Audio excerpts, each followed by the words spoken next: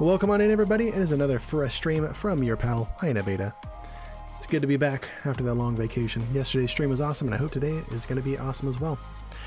With us, as always, is this little fat guy, hanging out on the cuddle throne, putting out them positive vibes, doing what he does best, flopping, resting, waiting for treats. You know, he do what he do. Tonight we're going to talk all about some synapses. Okay, we're going to talk about synapses. Last time we talked about action potentials, which is kind of the first half of what our neurons are doing at any one point in time. And tonight we're going to talk about the other half, which is what's going on at the axon terminals, the end of the axons, and in the synapses. So yeah, we're going to do that. But first I'm going to say hi to people. What's up, Savvy? Glad you're doing well. I am pretty much fully recovered from the surgery, actually. We were talking a little bit before stream about the surgery and such. Yeah, I'm doing just fine. Actually, the next day I was back on my feet, out for a hike and stuff like that, back up with family and all that, so doing good. Yeah, with the innuendo. Don't know why it doesn't auto-renew Prime subs. I don't either. I wish it did that. I kind of wish it did, but the innuendo, welcome on in. Good to see you. How the heck are you? Well, that's pretty annoying myself, not to doing that. How are you? I don't think you were here yesterday, innuendo. How were your holidays? How the heck were they?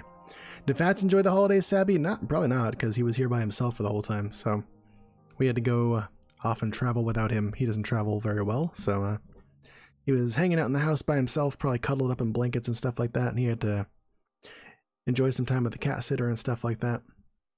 So he kind of missed Dad quite a bit. When I got back from the vacation, he kind of didn't stay out of my lap. So it is what it is, you know? It was what it was. And it was pretty good. It was pretty darn good. Anyone that's pretty good, drank and played board games with family? Cool. Had to deal with 52-hour work weeks for the next month or so. Jeez, you're gonna be busy, dog. Wow. Fats was indeed craving attention. He very much missed me. Sierra Cole, how the heck are you? Welcome on in. Good to see you. How are you this evening? We were just catching up a little bit, talking about people's holidays and stuff like that. People that I haven't heard from yet. So feel free to share about yours. How were your holidays? We're going to get started talking all about synapses in just a few minutes. But I like to, you know, spend some time talking with chat for a bit and catching up with everybody. You know, being a good caster and all that stuff.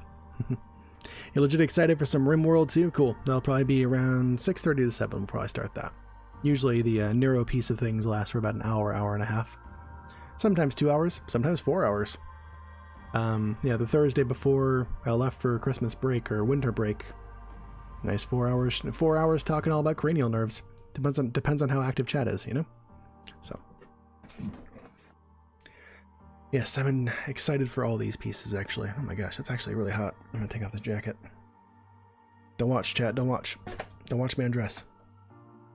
I mean, you can watch if you want to. It's fine. Holidays were good? No problem, Sierra. Mine were okay, Sierra. I spent a lot of time, some time with family. I spent some time in the hospital getting my gallbladder out, so that was pretty cool. We spent some time up in our future home in Bellingham, Washington, checking the place out in the winter time. My wife had already been over this last summer, and she really loved it. And we went back to see what it was like in the winter time, and we both love it. So we're gonna move up there sometime over this next year. So it's looking pretty serious. Be up there closer to the Canadian border, about a half hour away from the Canadian border. Pretty close to our friend of the stream, Nari Warp, as well. She lives just north of the Canadian border herself, so that'll be cool to have a friend up there. What? Taxdu. Thanks for that host, man. Welcome on in. Good to see you, Taxdu. How were your holidays, dude?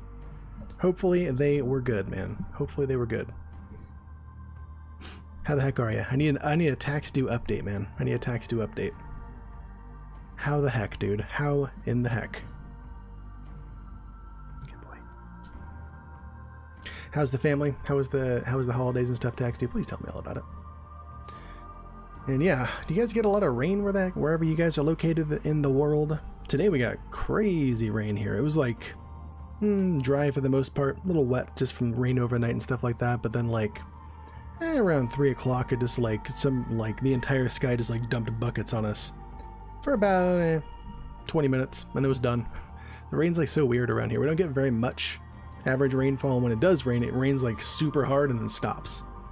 We don't get like, you know, the nice like consistent like misting and light rains like they get in the Pacific Northwest or anything like that. Rain for a few weeks is innuendo. Cool, cool.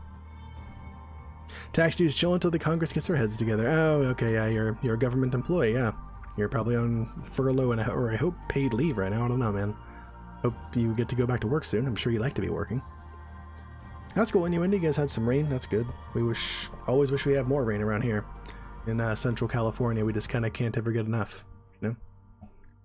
What with it being a desert and all, I don't know why there's so much agriculture here. I mean, I know why there's so much agriculture here. It's because of government subsidies and stuff like that, but maybe there shouldn't be, you know? Maybe more of it should happen where there's actual appreciable rainfall throughout the year. Just saying. Yeah, I hope so, tax due, because people kind of need to start doing their taxes, you know? Hopefully they at least get you guys called in, you know, before March. Something, you know? Hopefully they get you guys going sometime soon, because that's kind of important, you know? Kind of important to do the tax returns. Kind of a big deal, you know? Right? Yeah, Sabby. Tax due works in the tax brackets, the tax areas, the tax jobs. He's an auditor. So, yeah. It's kind of gearing up for him for his busy season right now, which is just understandable. Though I guess it's not going to be busy at all until you can go back to work. So, yeah, I got to get my paperwork together too. I'm just waiting on my W-2 from my places. And I got to figure out how to. I'm pretty sure. Yeah, I don't know how to do taxes for Twitch yet. I'm pretty sure that they give you like paperwork, like online paperwork. I don't know. I'll have to find that out. I got time though. I got time to figure it out. Yeah, I'm pretty sure that they issue tax documents. I know that when I sign on to be an affiliate, they ask for tax information, so they have it. So I'm pretty sure they're going to provide me with a document as well somewhere. Right, Sabby? I would imagine that like from now until like they're just the first half of the year that he and his colleagues are very, very busy. Quality reviewer. Oh, that's the one. There we go. Review a sample of the data transcribers from paper returns to computer. That's right. That's right. So you kind of spot check things a little bit. It's a bit more efficient than checking the whole thing, right?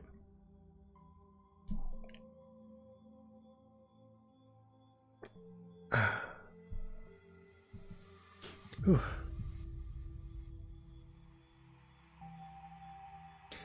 Okay, well, as people start trickling in, let's go ahead and get this started, huh? Oh no! First though. Sorry for being a few minutes late, everybody. I had to call the courthouse. I gotta go in for jury duty tomorrow. Sucks. I was hoping when I called this evening I wouldn't have to go, but I totally do, and that's a bummer. Government shutdown's not affecting the state courthouse, so we're going. I'm going in. So yeah, I'm gonna go in tomorrow, 8 o'clock, and hopefully I don't have to go back again. I don't know. It's weird. Last time I went for jury duty last summer, I only had to go for one day. No, I had to go for 2 days. But I got off the jury and was sent home and good to go. But this one, like, I'm on call for 30 days. So, like, my original appearance date was the 2nd, but then they kept pushing it back to this week. But, like, I guess anywhere in those 30 days, they could call me in, which is kind of crappy, in my opinion. But, yep. That's what I gotta do tomorrow. It's a bummer. I hope that I don't get put on a jury. I don't know. I can't really afford to lose the money at work and stuff like that. So, I don't know. We'll see what happens, I guess. Yeah, I got you, tax due. Yeah, I hope you guys are able to sometime soon. We'll see, I guess. I guess we will see. Alright, let's jump into this. Synapses. Let's freaking do it. Nope. Now let's do it. There we go. And please, as always, let me know if music's too loud or anything like that. If you guys can't hear me or anything like that, please let me know.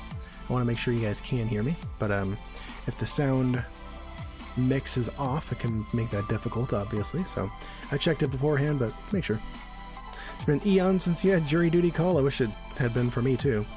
I got one once when I was like 18, didn't have to go, and then last year I got one, and then this year I got called again. Like, what the hell? Leave me alone. You had to go on once, wasn't picked for the jury. Yeah, me too, Dex too. That's what it was like last time, and hopefully it's like that for me this time. So We're gonna find out. We're gonna find out. Anyways, synapses. We talked a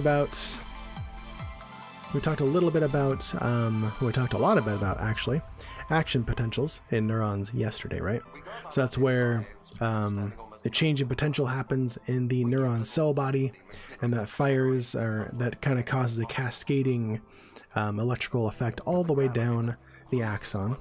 But we didn't talk about what happens when it gets to the end of the axon. We kind of talked about how the action potentials start, how they propagate, and how they're cleaned up afterwards, so the neuron gets back to what's called resting potential. But we didn't talk about like why action potentials happen. Why do they even do it? Why do they have them? Like why do action potentials happen in neurons? Where do the action potentials end? Like what's the whole point of them? We're going to talk about that today. The whole point of them ends up in synapses, right? Ends up in synapses. So synapses, for those of you who don't know... Whoa, wait! Thank you for connecting with us. Synapses, for those of you who don't know what those are already, right? That's this little spot right here. It's zoomed in between this postsynaptic neuron and this... presynaptic neuron. Sorry, the neuron before the synapse. And this postsynaptic neuron. This little space right here between the terminal button or the axon terminal of the presynaptic neuron and the receptor sites on the postsynaptic neuron. This little area right here is called the synapse. It's also called sometimes the synaptic cleft. They're used interchangeably. They're both the same thing, really. Synapse, synaptic cleft, same term. I don't know why in science, especially, there's so many synonymous terms used so interchangeably, you know? Usually there's one like dominant term, but I just, for any one thing, you know? But like, I don't know, it seems like in science and neuroscience especially, there's just so many different ways to talk about the same thing, and it can make it confusing. So I'm trying to, you know, limit that for people. I plan to just use synapse solely. So yeah, synapse is right here. It's the spot where signals are transmitted between the presynaptic neuron and the postsynaptic neuron, or between the presynaptic neuron and muscles and organs. Right? That happens too. Sometimes, I mean, neurons sometimes terminate not with other neurons, but in other parts of our bodies. That's how our muscles move, actually. And there's two different types of synapses in the human body. There's electrical synapses that look sort of like this. This is the best picture I could find, unfortunately, that was available for me to use. I would have preferred some of the other better ones, but they were not of a copyright status that I could use, unfortunately. But we'll talk about these ones after we talk about chemical synapses. Chemical synapses are by far the more numerous in the body, right? So yeah, and when people say synapses, they're usually talking about chemical synapses, just because they're so much more numerous than electrical ones. Hey, Redtacular, what's up, friend? Good to see you, man. How the heck were your holidays? Please tell me. But like I said, yeah, when someone's talking about synapses, we usually don't make the distinction. We're talking about chemical synapses usually, but electrical synapses also exist, so we're going to talk about those a little bit too, but they're much less frequent in the body. And we differentiated between presynaptic and postsynaptic, right? The neuron that's before the synapse, or the one that's sending the signals to another receptor, or to the other neuron, that's the presynaptic neuron. The one across the synapse with the receptor sites receiving those signals, that is the postsynaptic neuron. Redtacular's holidays were pretty decent, except being ill. Hey, me too, man. Mine were also pretty decent, except going to the hospital. So, you and me both, pal. You and me both. Hope you got to spend some good time with family and stuff like that. Spend some good time off work and relaxing and all that. You've earned it, I'm sure. And I hope you're feeling better. You feeling better, man? So, we'll start out talking about chemical synapses first, and we'll also talk about something called the vesicle cycle, and we're also then we'll talk about electrical synapses after that, right? Those are basically the three main topics we're going to cover this evening. And as always, feel free to interrupt me with any questions, any other questions that you might, or any questions you might have about this, or another sort of related area about science, things like that. Or for me to clarify something. Ask any clarifying questions you need, ask me to repeat something, anything you need to make it so that you understand this better. Don't be afraid to ask for that information ever. Not only here, but anytime in life. Never be afraid to ask for the information that you need to make informed choices and understand a topic or things like that. There's nothing wrong with that. If somebody makes you feel like there is, then that's their problem, honestly. Still got a runny nose, Red? Cool. It sounds like you're on your way back to full health, dude. I'm recovering just fine, Red, actually. I was back to visiting family the next day. I went on a 2-mile hike just fine, and yeah, I haven't really been slowed down besides the fact that I wasn't able to pick up heavy stuff for a while.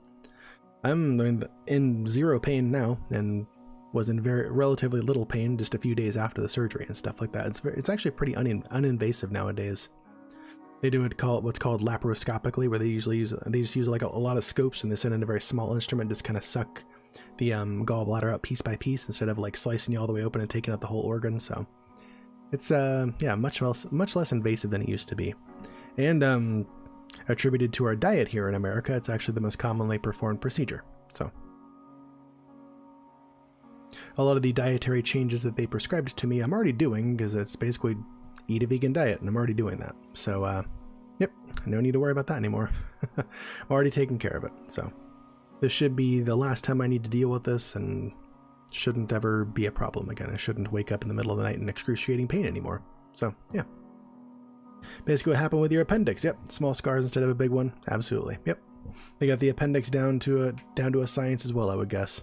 I haven't had that one out, thankfully, and hopefully I never will, but I'll be very aware of any abdominal pain from here on out, because if it's like what I was going through with my gallbladder, that wakes you up. You are very aware of that. Anyways, chemical flippin' synapses, right? Chemical synapses. This is where neurotransmitters, we've been talking about neurotransmitters quite a bit, right? We went through all about dopamine in one of our other talks. I plan to go through serotonin and some other ones eventually. Acetylcholine is what I want to go through as well, which is the main neurotransmitter that's used when we're talking about a presynaptic neuron and postsynaptic muscle fiber, which makes our muscles move, right? Acetylcholine is the one that's used there. There's lots of different neurotransmitters, actually at least 100 different types of neurotransmitters that we know of right now.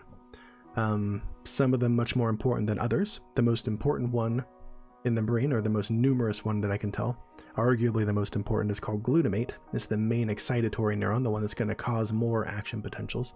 That's all over in the brain. We'll talk about that one eventually as well. There's tons of other tons of other neurotransmitters we'll talk about, right? But in chemical synapses, neurotransmitters are what's transferred between the presynaptic neuron, where the neuron's sending those neurotransmitters, and the postsynaptic neuron, where those neurotransmitters are going to bind into the receptor sites of the postsynaptic neuron, right? So presynaptic neuron terminals they can terminate or synapse with a variety of sites, kind of like we talked about.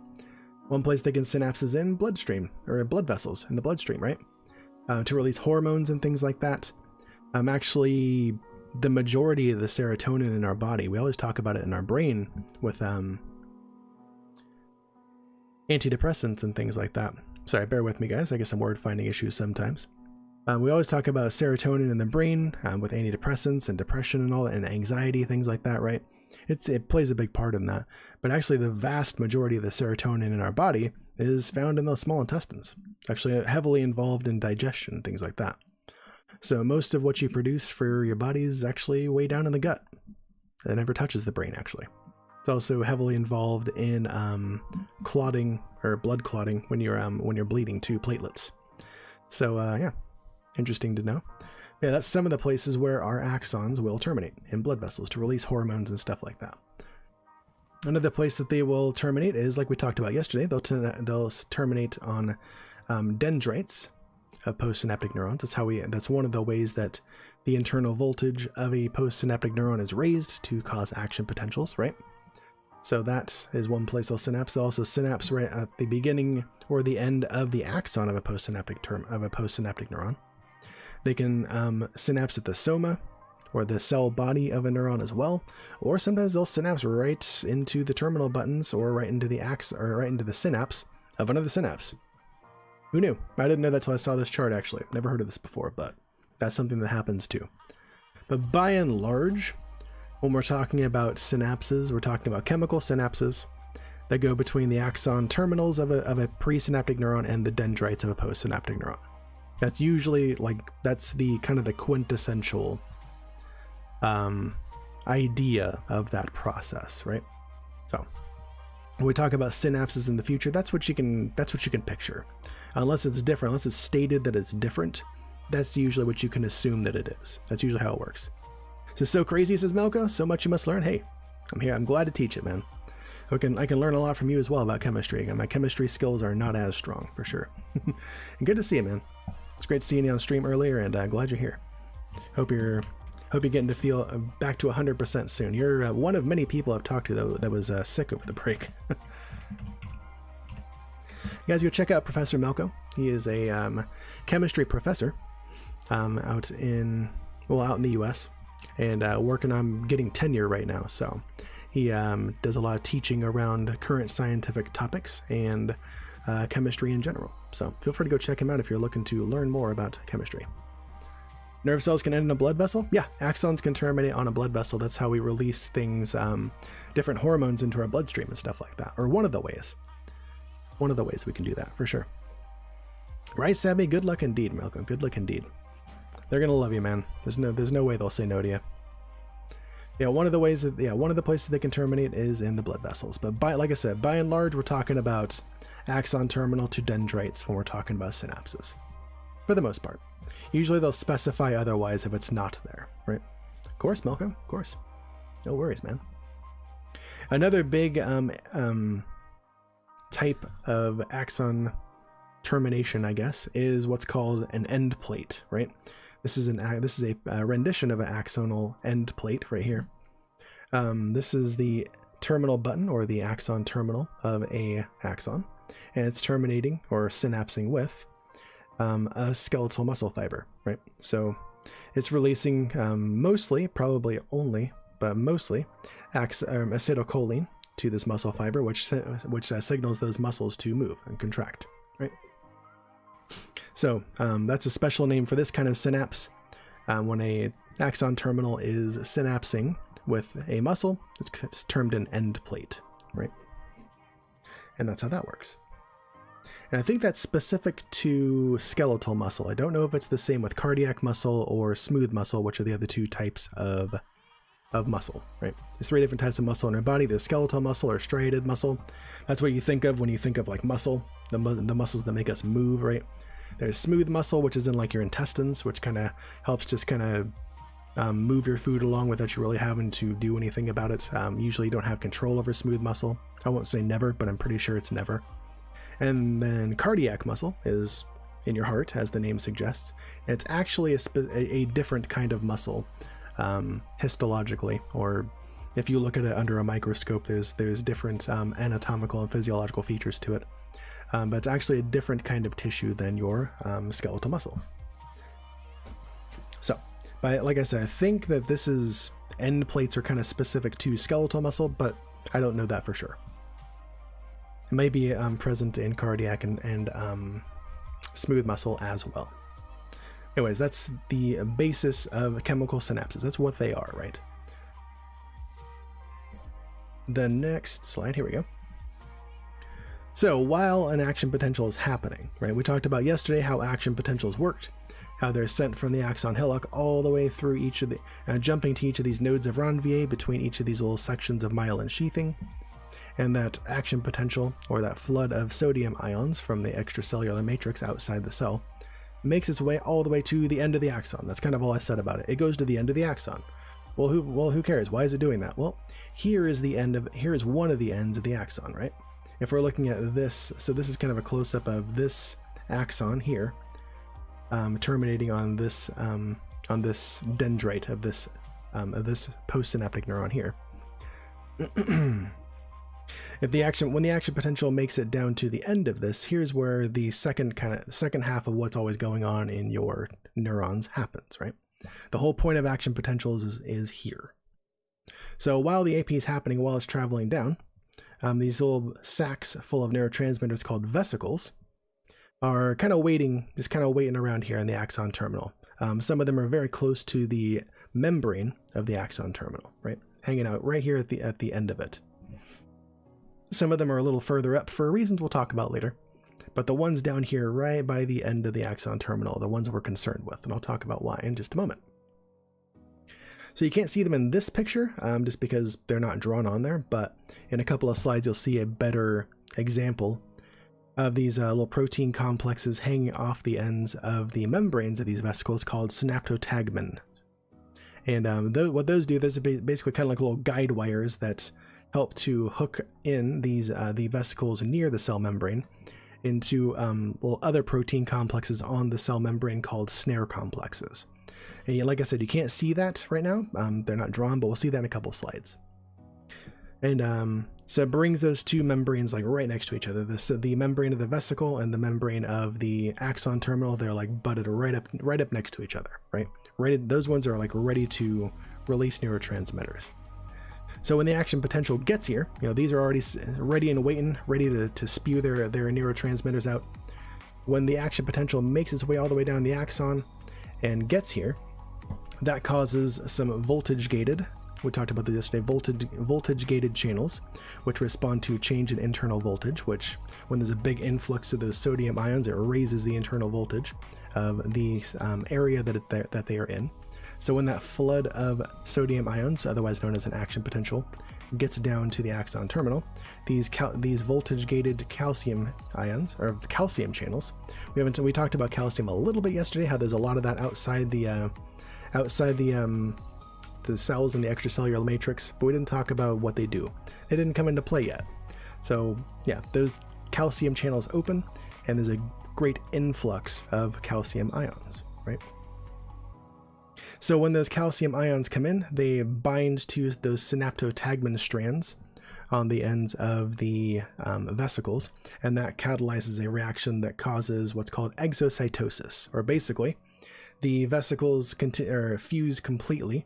You're seeing that here with these little divots. These aren't actually divots. These are where vesicles have fused with the axon membrane, or the axon terminal membrane, and are releasing all the neurotransmitters inside of them into the synapse, right? So that's the kind of the end game for action potentials. It's to get to the end at these axon terminals, to open these calcium channels with that increase in internal voltage so that there is neurotransmitter release. Okay? That's how it works in chemical synapses. When we talk about electrical synapses, it's a little bit different. So yeah, exocytosis occurs, and then an exocytosis is just the release of those neurotransmitters from the synaptic vesicles waiting inside the axon terminals, right? So those neurotransmitters are released into the synapse. Again, here, term synaptic cleft, remember those are synonymous terms. Did I make all these slides? I did. Yeah, every slideshow you've seen me use. Hey, thanks for connecting with us. Appreciate you. Every slideshow you've seen me do, you've seen me use as a teaching tool on here, Melko, I've made myself. Yes, the graphics I don't make myself, which is why I'm attributing the authors there. But I put all these things together myself. Yes, I go through, I review the topics just to review them myself, and also see if there's any more in-depth and up-to-date knowledge I can add, and then I go through and put the information together for everybody. And I think this is an effective way to teach it. I've been looking at using Prezi as well, the site Prezi, but I don't know if I like it. I'm not sure if I like that. Nice work, thank you, I appreciate it. I'm always looking for better ways to teach this information. Before when I started out and I was just like talking about it, and like I had a picture up and I was just talking about it, I don't feel like that was as effective. I feel like having the written part of it helps as well. Love Dev, welcome on in. I always have the most interesting streams. Well, thank you so much. I appreciate that. I'm glad you're enjoying, and that tells me I'm doing something right. So I'm glad that you enjoy this for sure. Welcome in. Great to see you. And how were your holidays? I just got back from vacation myself yesterday, and we had our first stream back. So hope your holidays were well. Feel free to share out, and thanks for being here. Fluxy, welcome on in. This is really interesting. You honestly never knew streams like this existed. Well, they didn't until I started doing it. So there are some other people that focus on like science education and stuff like that, but nobody really focuses on neuroscience as much as I do, as far as I know. So, but there's a whole If you look at the bottom, in my bottom panel, there's what's called there's a panel that says the Knowledge Fellowship. There are tons and tons of educational streamers that stream in creative and science and tech and different types of categories about all kinds of different topics. There's astrophysicists. Professor Melko here in our chat is a chemist. There's a biologist. There's a lawyer. There's all kinds of. There's a geologist. I mean, so many different people and so many different kinds of topics that are covered. So, but I focus on neuroscience, and I love it. Hey, thank you for connecting with us. Appreciate you. Lurking, enjoying the learnings? Hey, no problem, Lumbearjack. Good to see you, man. Glad you're enjoying, glad you're lurking, and thanks for being here. And again, everybody here, if you have any questions or need me to clarify something, please feel free to stop me. No problem at all. I love to. The whole point of this is to make sure that you get it, you understand it. So please stop me at any time if you're not. And carry that skill over into real life too. Never feel like you're putting somebody out or feel dumb or whatever for asking for clarification or getting the information you need. Always do that. Anybody is making you feel dumb for doing so, that's their problem. Hey, thanks Melko. Neuro Pro. I like it. I wish I was a professional in this, but I'm not yet. Anyways, so, gosh, where was I? Oh yeah, so the, oh, there we go. So thank you for the information. Sure, no problem. Do I have experience with this in the past? Like, am I a teacher or self-taught? There's nothing too personal about that, Fluxy, no problem. I'm an open book for the most part. You can ask me pretty much whatever comes to mind. As long as it jives with our chat rules down below, I'm fine with it. And as long as it's growth-minded and educational, I do not mind if you ask me. So I have a lot of experience with this from college when I was an undergrad in my first graduate program and things like that. But I have, unfortunately, not a lot of work. I have actually no work experience in this field. I would love it. I guess when we move up to Washington, I can start to look and maybe see if there's like labs I can work in or something like that, so I can get a bit more experience, a bit more anything related to this field, because I love it so much, you know? So I got a lot of experience with this, like I said, in college before, and then my training as a speech therapist, which I have a graduate degree in and all that stuff. I'm actually a licensed speech therapist. That had a somewhat neuroscience basis as well, because we were learning about the brain and the language centers in the brain and consequences of strokes and speech anatomy and all that stuff. So the knowledge that I already had from my first graduate program served me very well. So, yeah, good question, Fluxy. I never mind talking about that. One of the many reasons why you love Twitch. I know, love it's totally evolving. It's not just about video games anymore. You can stream anything as long as it jives with TOS, you know, which is mainly no violence or boobies, and you're fine. I mean, yeah, so it's great. Love it. Always ask the questions exactly, Mocha. I think too many people don't, you know. Biggest regret from college is not speaking up more, both in asking questions and talking to professors one-on-one. Yeah, I mean, you're there paying for that experience, right? You should definitely go get the information you need, you know. It's like going to McDonald's or some fast food restaurant and paying for a meal there, and they're like not getting fries and not saying anything about it. Like, go get your freaking food. Like, you wouldn't hesitate to go like, hey, you forgot this. I need this item you forgot. You wouldn't hesitate, no? But people in college, like, they don't want to speak up. They don't want to ask clarifying questions. They don't want to get the information that they're paying to get. Go get that information. That's why you're there, you know? Do it. Don't feel bad about it either. Like, you need that information. Go get it, you know? Maybe not your biggest regret. Yeah, I get you. I get you, Malco. I think everybody's got some regrets from college. I'm really good at what I do, in my opinion. I should chase my dream. Yeah, I'm thinking about it, Fluxy. It would be interesting to at least see what it takes to apply for a PhD program or something. There's a really good one nearby in Berkeley, but we're also looking at moving away, and I don't know what the options up in Washington would be. I don't know. It's something to think about. I'm not sure. Some undergrads fear their professors. Yeah, see, that's a problem. You know, that's a problem not only I mean, if the professor is perpetuating that, that's a problem there. I'm not going to say none of them do that. I've known some that were not super inviting of questions and things like that. But it's also on the student. Like, you have to get the information you need, you know? And it should come from the professor. And if it's not going to, then you need to look for it elsewhere. That's a problem, you know? Anyways, that's my 2 cents on the piece. I just feel like learning and gathering knowledge and just shapes so much of who you are throughout your life. You should not let anything impede that process for you. You know, it doesn't matter what you're trying to learn about. Always get it, you know? You're the way, Melko? Yeah, I can get that for sure. I can't remember if I was. The one professor that I was really interested in, the one that taught behavioral neuroscience like this, I never felt bad about going to her office hours and talking to her about it and stuff. We had a good, close working relationship for a while. It was good. Yeah, I think it depends on what kind of college you go to. If you go to a big university where there's like classes of like 100 students, that can be difficult. But the college that I first learned this stuff at, like, there were pretty small classes. There was maybe 20 of us in there. So it was much more personal, you know? I could actually like see her when she was talking versus being up in the nosebleed section of a lecture hall and all that. So I don't know. That's how it was in my graduate program for SLP too. I just never really felt that I couldn't go to my professors and talk to them about something. But that was me, you know? It's unfortunate that many people feel that way. They shouldn't, you know? And there shouldn't be an atmosphere that makes students feel that way either. So, gotta go to bed, Fluxy. Hey, no problem, man. Thanks for coming by. Thank you for the kind words. Appreciate you. And thanks for spending some of your time here. We'll see you next time, okay? Hope you learned something. One professor in your department that scares you, Sabby? That's a problem. I hope that he or she doesn't continue to scare you. I assume it's a he, but maybe I shouldn't. But I hope that doesn't continue, you know? Professors need to be there for you. That's part of their job, you know?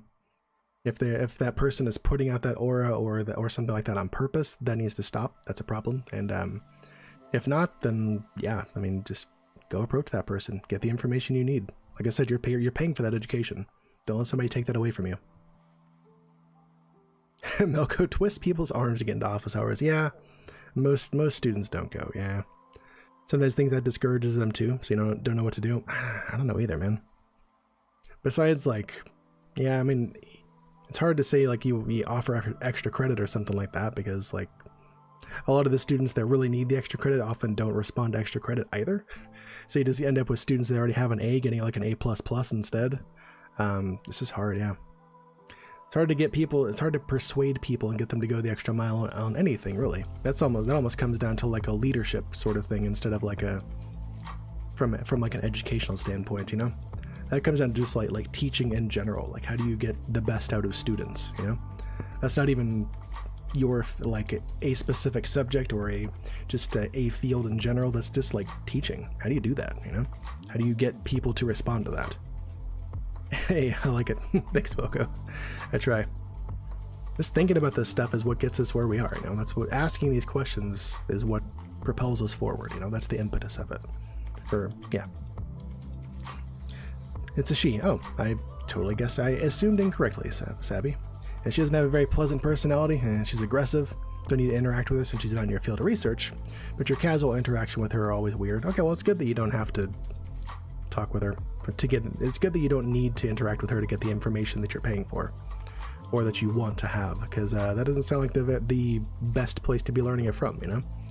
I can't say that there's a lot of great teaching that happens with a very aggressive and off-putting teacher. At least not one that stays that way forever. What's up, Sim? How you doing? Good to see you, my friend Simcopter. How the heck are you, dude? It's good to be back, and it's good to see you, my friend. Please, guys, go check out Simcopter. He is a veteran streamer, and there it is. Playing some FTL last night. A lot, super relaxed stream. He usually streams overnight, my time, so good for the European folk here as well.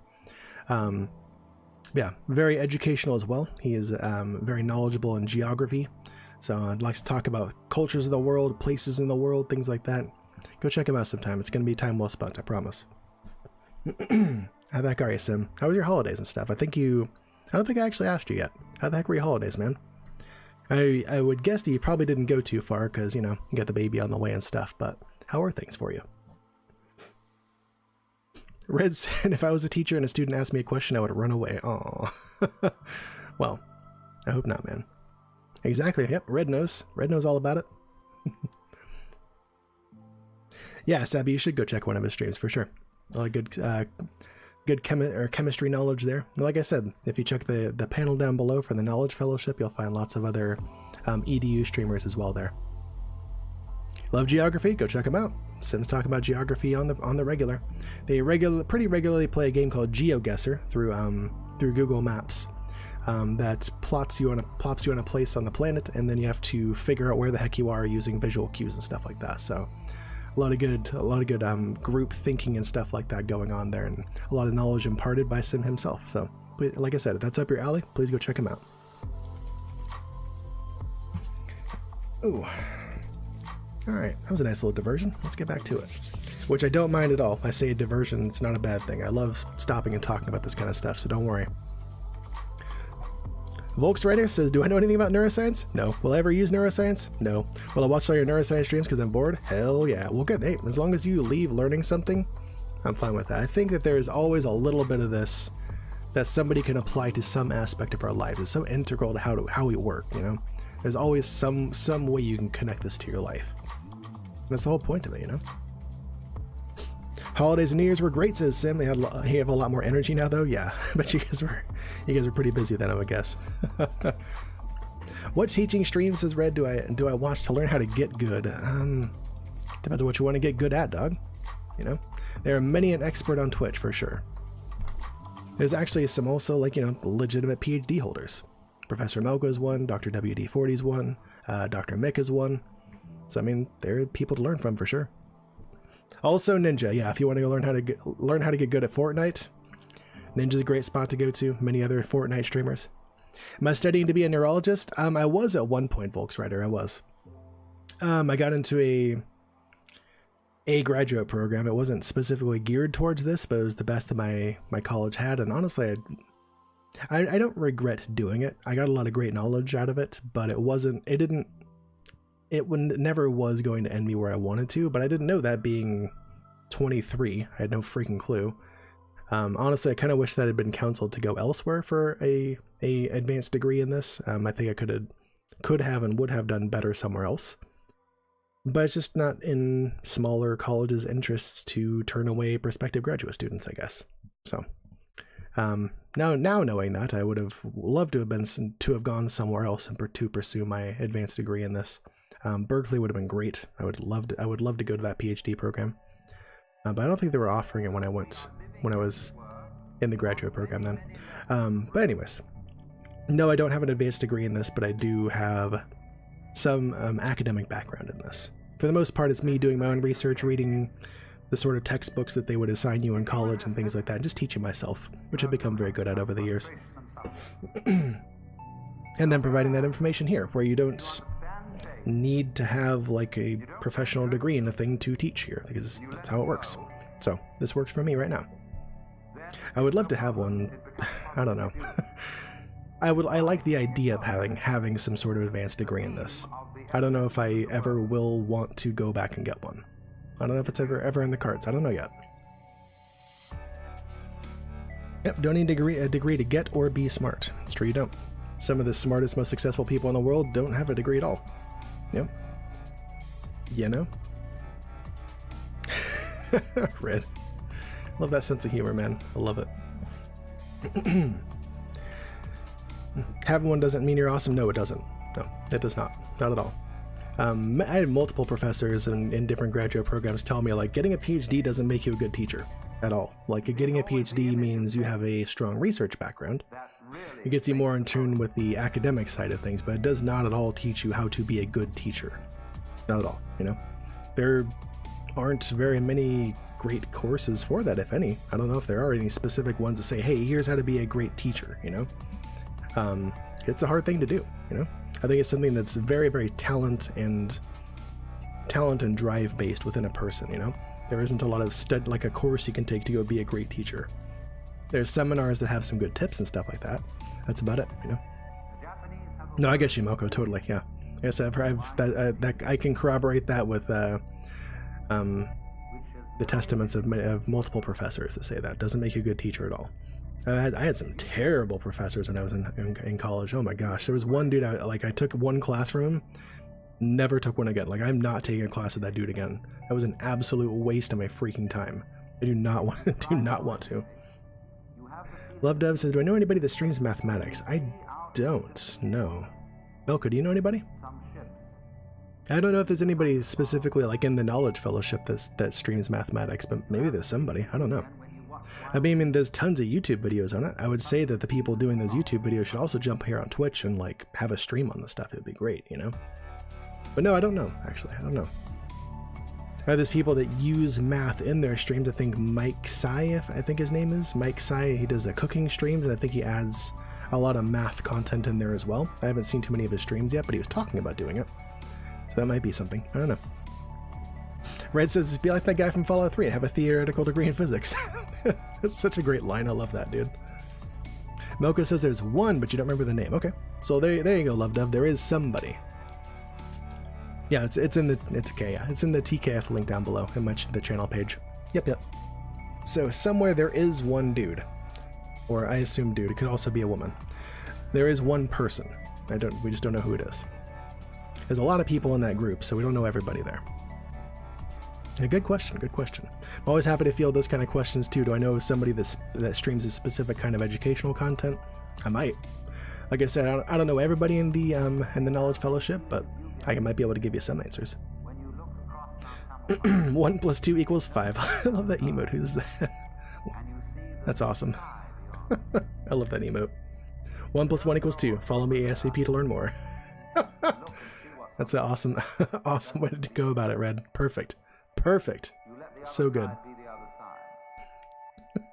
Oh gosh, you guys are awesome. Surprised there hasn't been a quest yet. I'm gonna start a quest. There's not been a quest to get this little fat boy over here a treat, because you guys can't see him. He's not on the screen. This little fat guy right here is waiting so patiently for a treat. Oh my gosh. We haven't seen one yet. Those of you guys who haven't seen that yet, we have a stream kitty here. He's hanging out, waiting for a treat. Matrix says, I see somebody named Bobber WWC is streaming calculus right now. Well, there you go. There's a person to check out for math if you want to. Right there. Oops, that's not what I wanted. Hold on, I'll do that later. I'm just concerned that this is too dark. Like that's a Logitech. Yep, go Logitech software. I'm messing with my settings again. That's supposed to be brighter. There we go. Now we can see fats.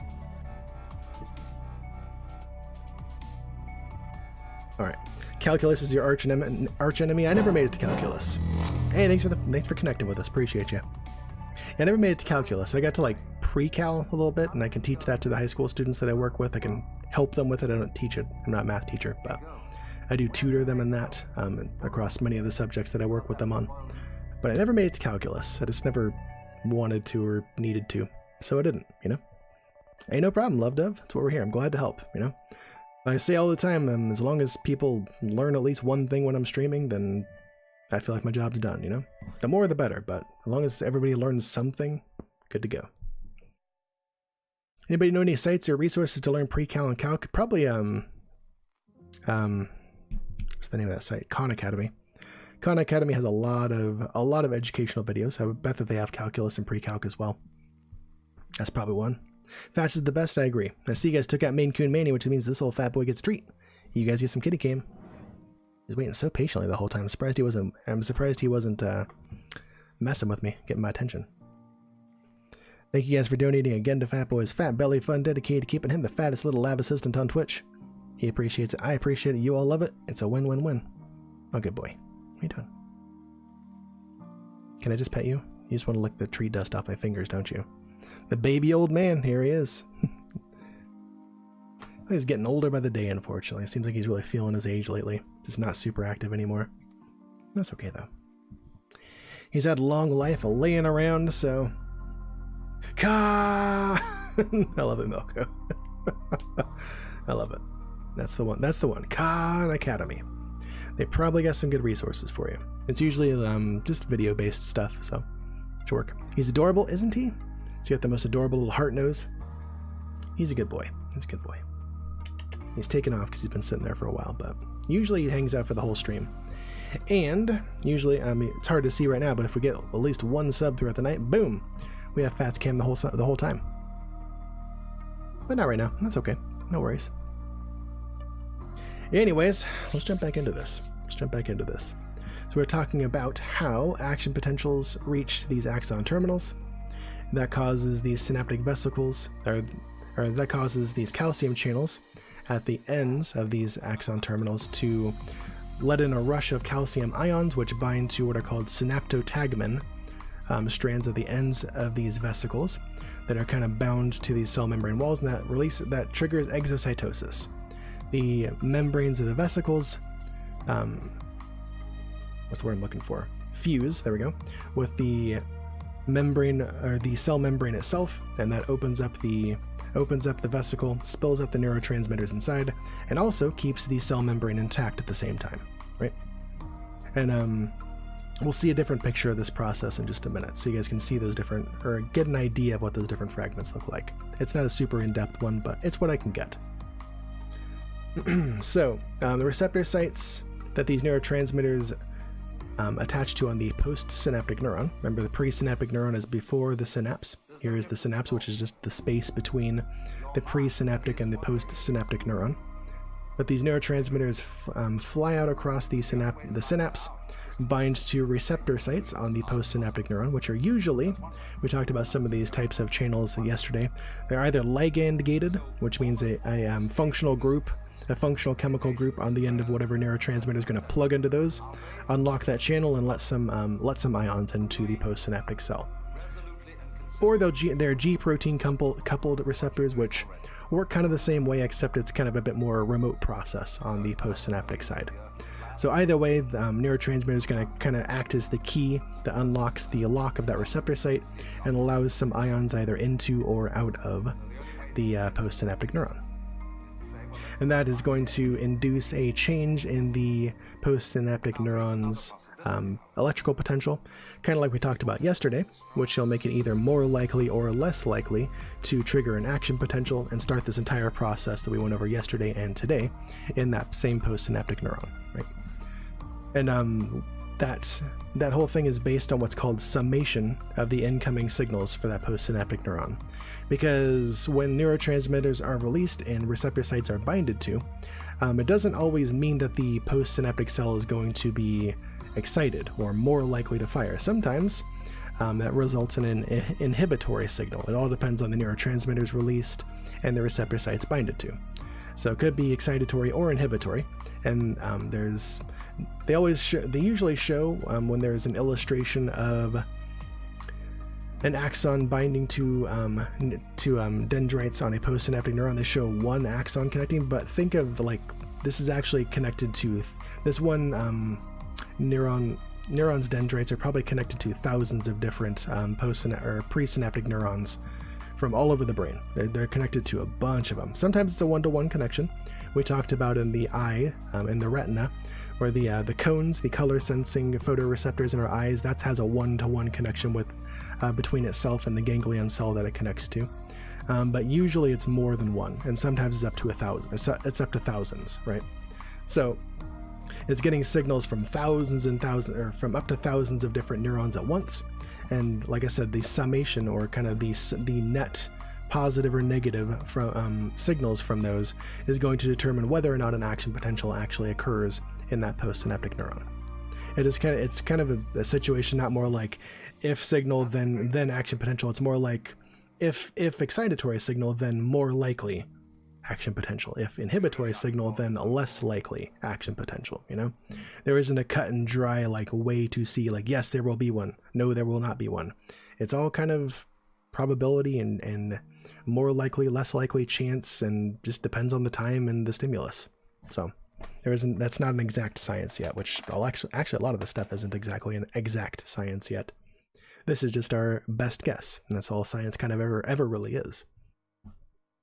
Be aware of scientists who say that they've proven something, that they have shown with irrefutable evidence that something is the way it is. That's a sign of science that's not being done the way it should be done. Scientists only ever gather more information for a theory. They don't ever prove anything. So that kind of goes back to Plato. Like the person that's actually not Plato. I was thinking of something else, but the person that thinks they know everything usually doesn't know anything. So just be wary of that kind of stuff. Be wary, and be especially wary of when you're reading in popular media, the scientists have proven this thing. Nope. It's almost certain that if you go to the study they're talking about, the scientist didn't say that. that's the media popularizing that. So Just be mindful of that. Be wary about it. Socrates, it might have been something Socrates said. I was thinking of the quotes that a truly wise man knows he knows nothing.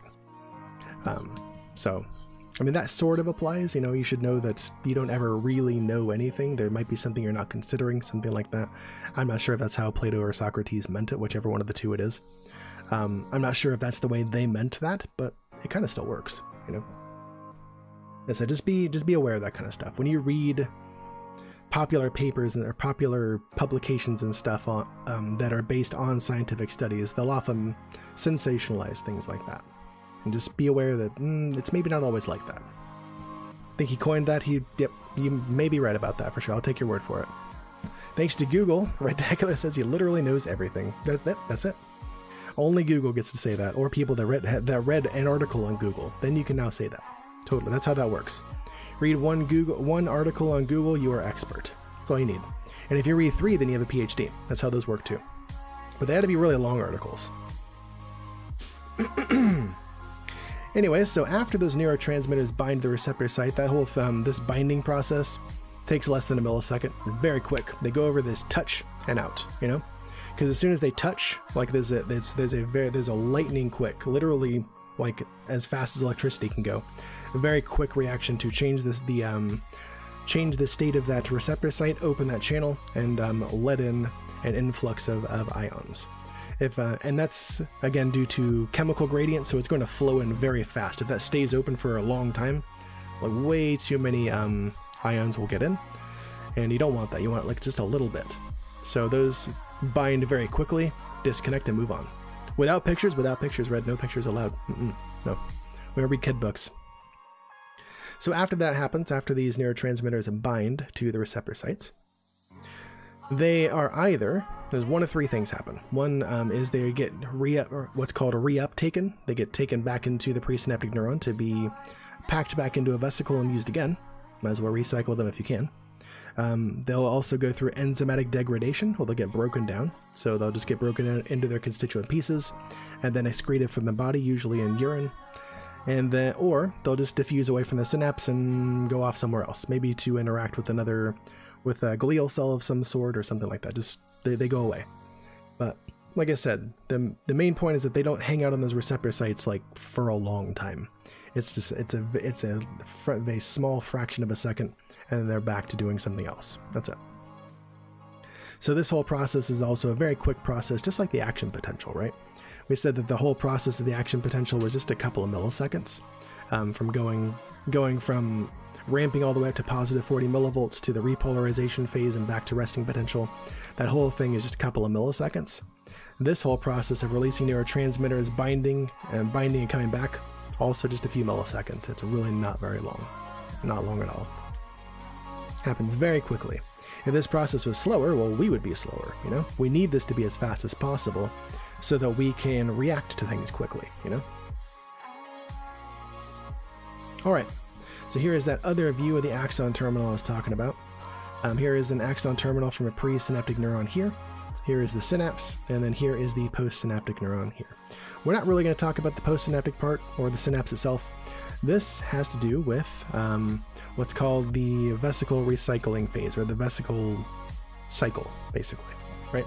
Because, you know, we said that these vesicles fuse with the cell membrane and then become part of it, right? Well, what the heck happens after that? There's got to be more, right? Turns out there are. So here we can see what we're talking about with the when the vesicles fuse with these cell walls here, the cell membrane. Not cell wall, that's only in plants. I gotta stop saying that. With the cell membrane. These synaptotagmin fragments, these are these little red notches here on the vesicles. It's not a great picture, but gets the job done. They bind to these snare complexes here on the cell wall, and that really just like kind of crimps and locks them in there so that they can't move. They don't go floating off into the cytosol anywhere. And they're ready to produce exocytosis, right? So that's this part. Then calcium comes in, they spill their guts, and then they become part of the cell wall. But after that, After neurotransmitters are released, yep, there's new synaptic vesicles made in a less active part of the axon terminal. Only part of the axon terminal is going to be for releasing neurotransmitters. The rest of it's going to be used for making new vesicles, right? So a process called endocytosis occurs. We just talked about exocytosis, where the vesicles were broken open and they release their neurotransmitters. One of the opposite of that is going to happen. A new vesicle is going to be made. It's going to be kind of formed from bringing in of some of the cell membrane, and a new vesicle will be formed.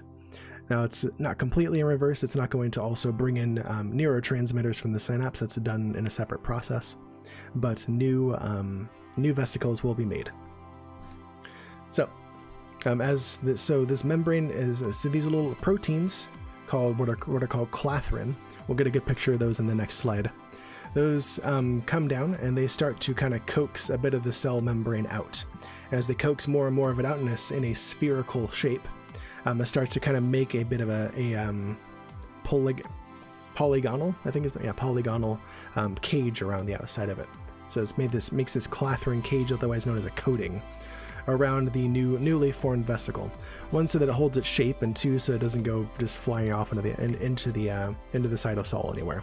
Cytosol being all the liquid that's inside of the cell, right? So it has those there to kind of keep the structure while it's being made, kind of like scaffolding on the outside of a newly built house. That's there so people can get to it and work on it and all that stuff, and just helps keep its shape and all that. So eventually, I said all this. Eventually there's that polyhedral cage that's made, and at the end of that process, this is what that clathrin cage is going to look like. Each bit of clathrin is this little, oh gosh, what was the word for it? There was a special word that talked about this formation of three little arms coming off of it. I forgot what it's called. Just try something. But each clathrin fragment is this three-armed shape, and they kind of come together to make this polygonal structure around a new vesicle, right? Also, it looks a little bit like nightmare fuel. Sorry if that bothers anybody, but that's what the polygonal cage around vesicles looks like. That's how it is. So as this clathrin coating becomes complete, when it's not quite complete here on the bottom, there'll be like a little phospholipid stalk. It's not shown here in this picture, but there'll be like a little stalk left that's connecting it to the cell membrane of the cell, right? And so it can't just rip it off and move on, because that'll kind of break open the cell membrane, and you can't have that. We need the cell membrane intact at all times, or else all hell can break loose. Usually ends up with the death of the cell, as far as I know. So usually it'll, as I was saying, as that clathrin cage is just about finished, it'll sit there and wait for a protein called dynamin to come by, which is basically just a long strand of protein. It comes around and wraps around that little stalk that's holding it on, and then pinches it off, leaving both the cell membrane intact and the newly formed vesicle intact as well. Then they kind of, or that newly formed vesicle with the clathrin cage kind of floats up to get refilled with vesicles, has the clathrin removed from the outside of it. It's now a fully functional vesicle and doesn't need that support anymore. And then it follows these little structures called actin fibers, or microtubules, right? We talked about those before. They kind of go along the length of the axon of a neuron, and actually they're kind of everywhere in cells. They don't often draw them because they would be in the way if they drew all of them, but you can think about them as little guide wires that go throughout the cell, that makes it so that things moving around the cell are able to get to where they need to be. Not necessarily streets, because they don't go on them, but they're kind of like ropes on the side of a rope bridge. You hang on to it so you know where you're going and all that, right? So it follows up these little actin filaments to hang out in what's called the reserve pool, and eventually they'll work their way back down to get snapped into the cell wall or cell membrane again. And when calcium comes in, they'll spill their guts, and the whole process goes over and over again, right? Just like action potentials kind of happen over and over again, that's always going on in the neurons. So is this process of creating and destroying vesicles in neurotransmitter release. That's also happening as well.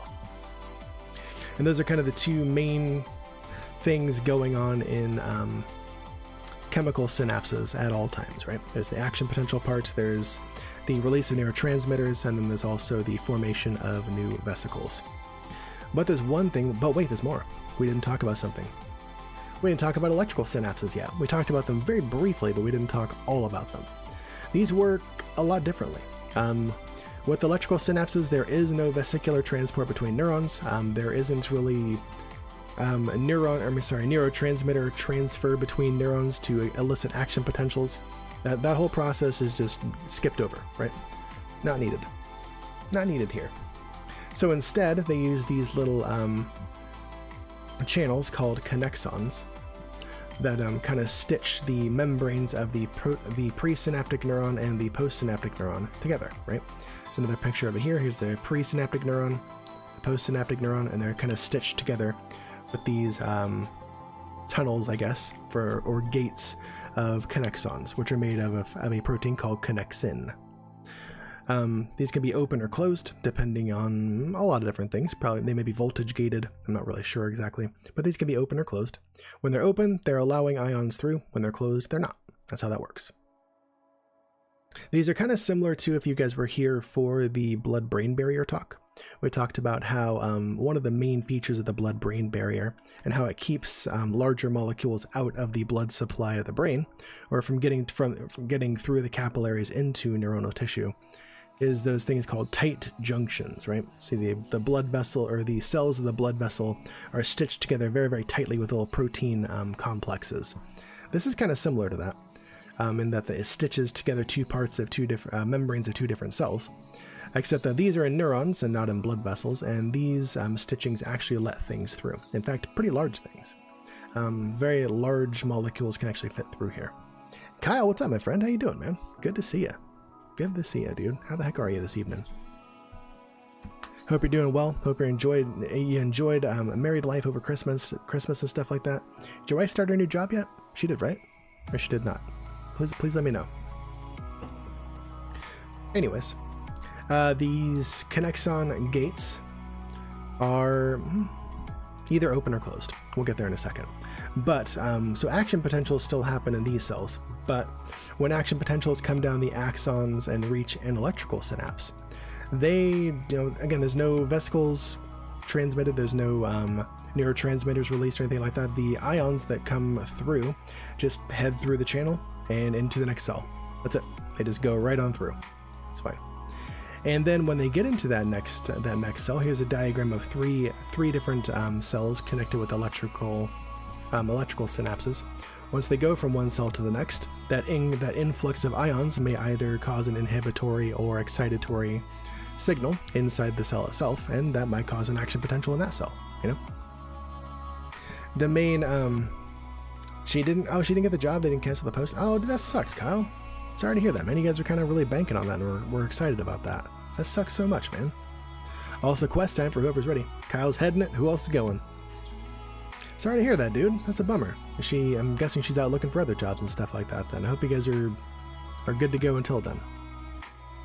That sucks, man. You guys had kind of what sounded like a for sure thing and got pulled out from under you. Bummer. Yeah, when there's an electrical potential in the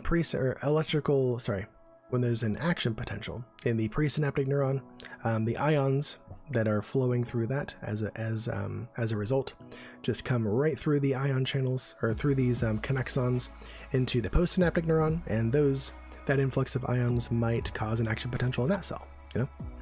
So that sounds like, and it is, a much faster way to transmit action potentials. So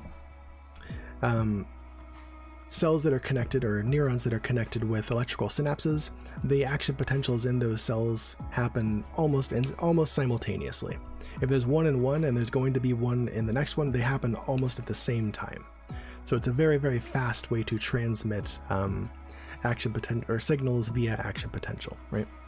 But because they don't use neurotransmitters, there's a lot less specificity as to what kind of information, or what sort of, I guess, the array of different signals they can send. It's kind of just based on the few ions that they can let through those channels, and that's about it. So these aren't going to be connecting with so much with blood vessels. These aren't used as often in the brain, right? It's mostly electrical, it's mostly chemical synapses, just because they can do so much more, even though it's a little bit slower. You will see these electrical synapses in... Oh, I didn't talk about this. Did I? I put it? I did. Okay, good. Let's see. Yeah, so this happened almost simultaneously. Also, they're bidirectional. So normally in a synapse in two neurons, it goes from the axon terminal to the dendrites of the postsynaptic neuron, and that's the only direction the action potential can go. That's the only way communication can go. But with these, action potential can flow across this way through the connexons, and they can also flow back from the other cell to what would have been the presynaptic neuron, and cause an action potential here too. So ions can flow both ways in this one. Action potentials can flow both ways in this type of synapse, right? We talked about, no neurotransmitters means reduced specificity for sure. And these types of synapses tend to be present in places where there needs to be synchronicity in firing, or where it's beneficial to have that.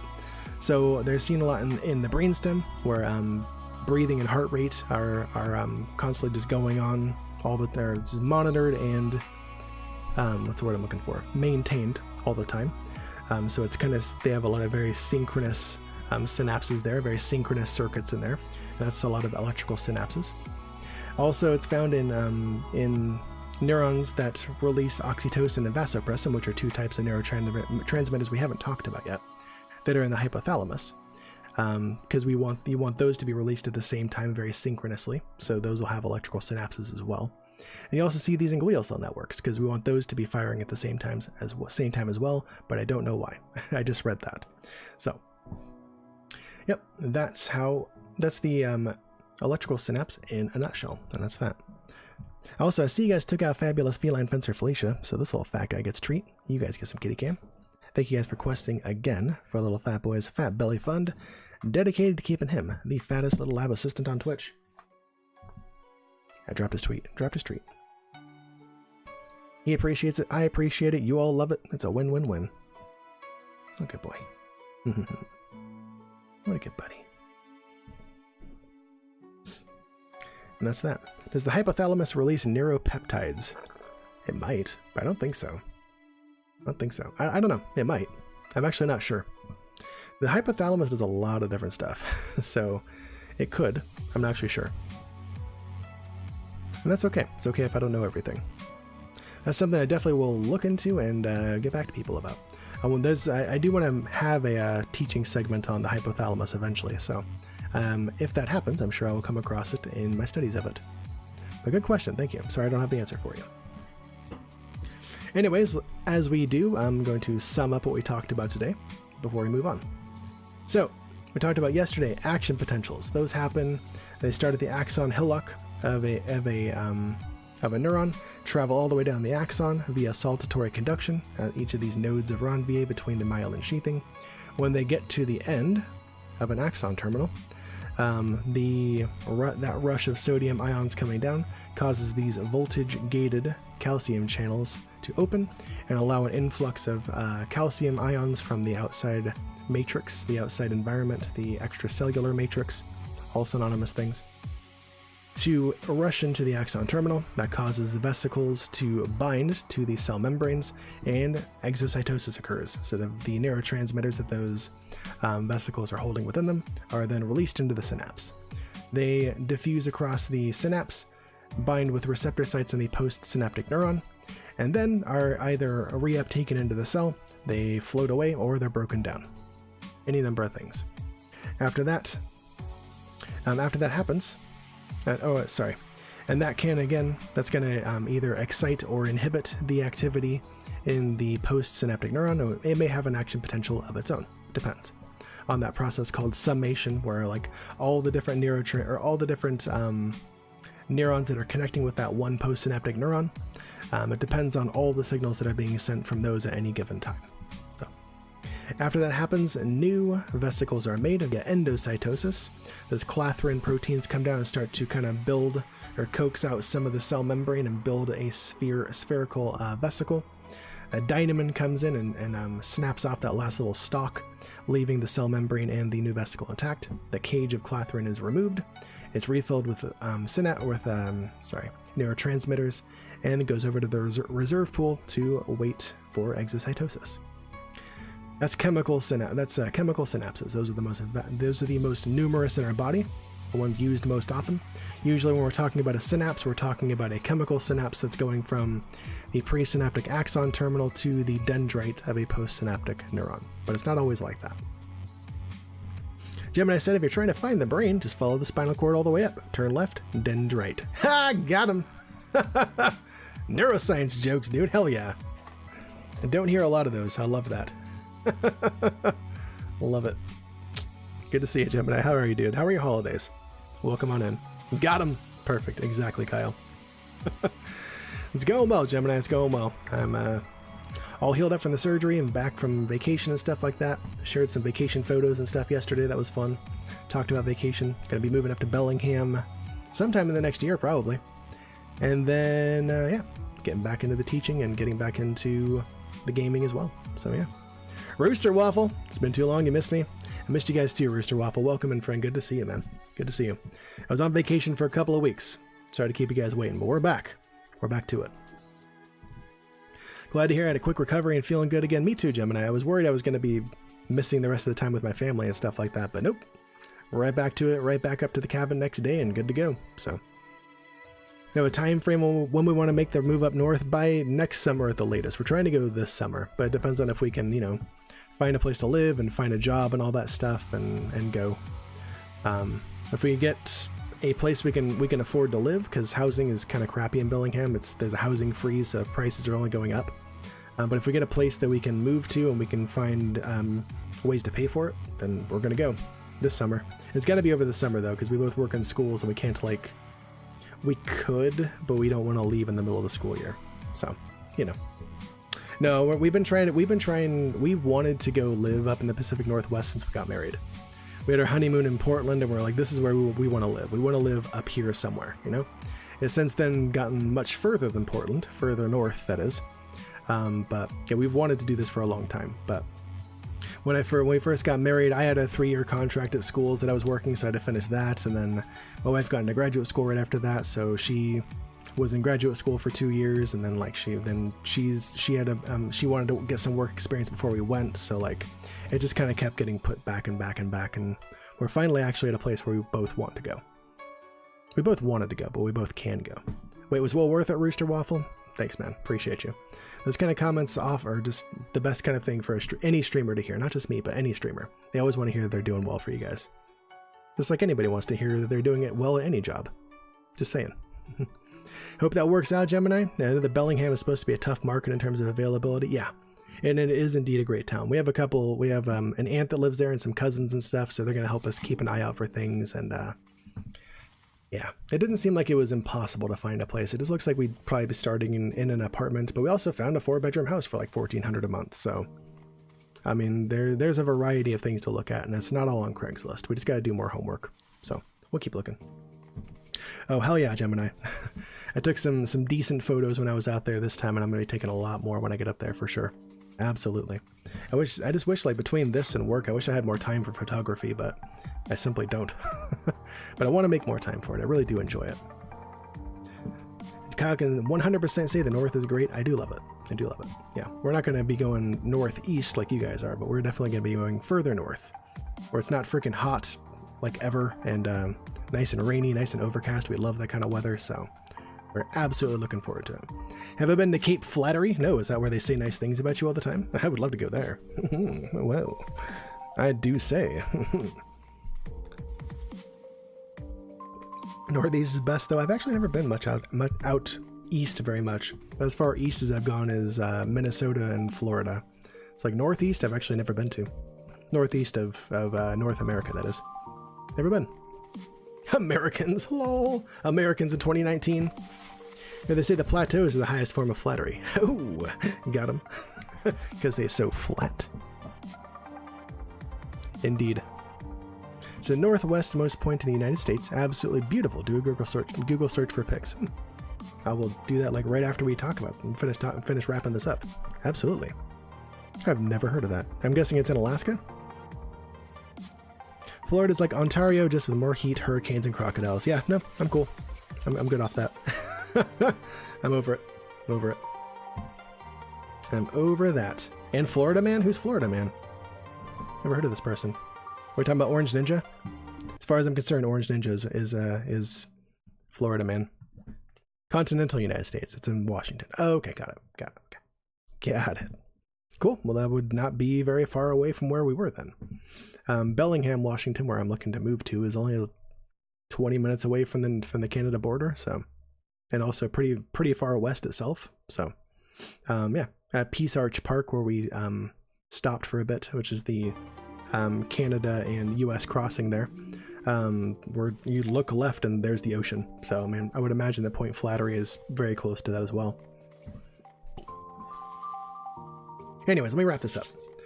So that was chemical synapses. Electrical synapses, those are where two neurons' membranes are kind of bound together by these connexons, these little gap junctions made of connexon.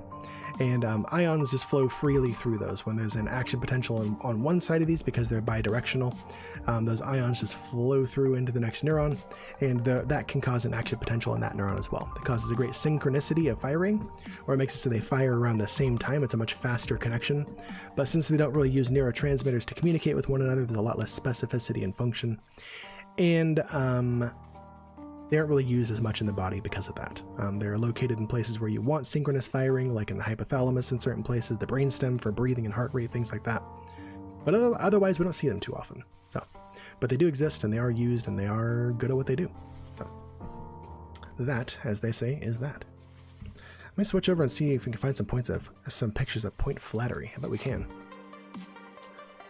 Hopefully, somebody doesn't decide to be upset that we're looking at pictures and pictures on Twitch and like copyrighted ones or whatever. I think it should be fine. Point Flattery. Oh, Cape Flattery. Cape Flattery. Is that what you said? You said Cape Flattery. I looked at Point Flattery. Cape Flattery. Here it is. Cape Flattery. In Vancouver? Yeah, okay. Near Vancouver? Oh, what? Washington, I think. Here it is. Yep. Oh my god, that's a beautiful picture. Whoa, look at that. Cape Flattery, Washington. There it is. Wow. That's an amazing photo. That looks beautiful. Bass is indeed having a nice bath. He's doing it. Sorry to interrupt you. Jeez. That's super beautiful. Here's another one. Also super beautiful. I like it. More of that. Ooh, jeez. Ooh, look at that.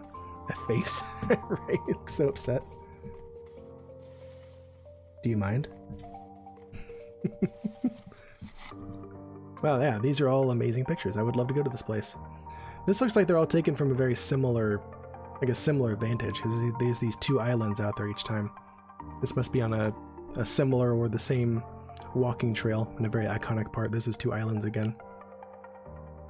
Interesting. I'd love to go there. Jeez. Heck yeah, dude. Cape Flattery Lighthouse. There it is. Always has the nicest things to say about you. Yeah. That's definitely a place that sounds like Matrix that we're going to go visit when we go up there. Thank you for the tip, man. Appreciate you. Alright guys, so as usual, when we finish up the neuro teaching portion of the stream and move on to the gaming portion, I'm going to go use the bathroom first. Say hi to Mrs. Beta if she's here. She might still be at work.